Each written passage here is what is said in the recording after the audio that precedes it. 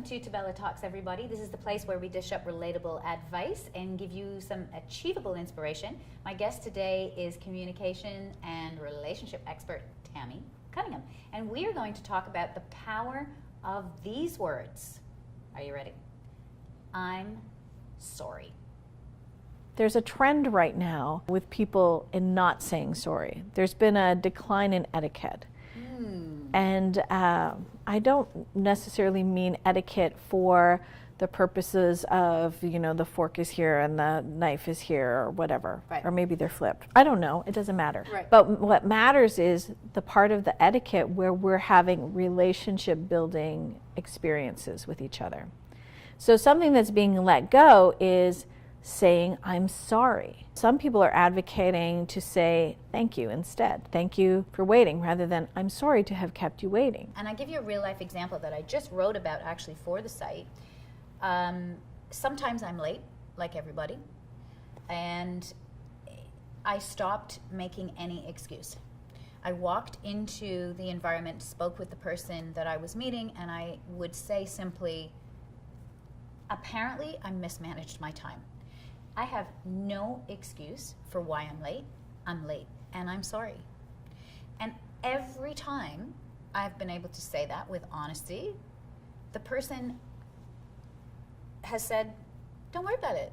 It's okay. There's almost this kind of relief. Then there's the whole relationship level where it gets really messy, right? In relationships, when you're in defensiveness, when you're in attack mode with each other.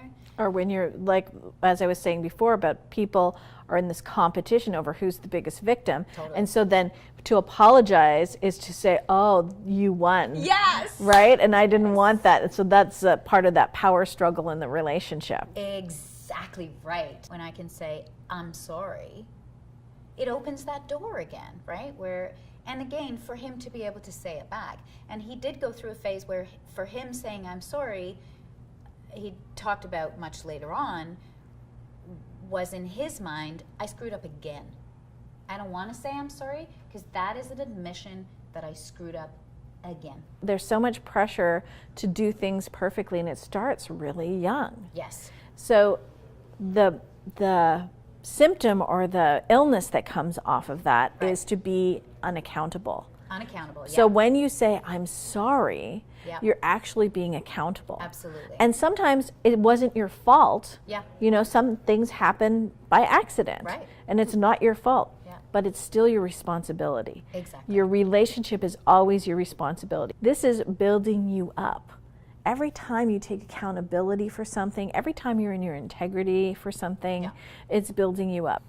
It's a really important skill to have because as we go into a corporate environment, when you end up leading a team and somebody on your team screws up, but you're accountable for the team, is there anything else you want to wrap up with? Well, I just want to say it's never too late to say I'm sorry. Good point. So if something's happened a long time ago, we can't just say, I screwed up, or we don't even recognize it at the time. We're in our defenses.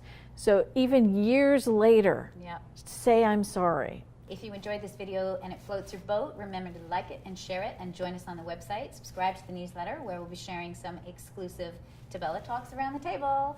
Bye, everybody.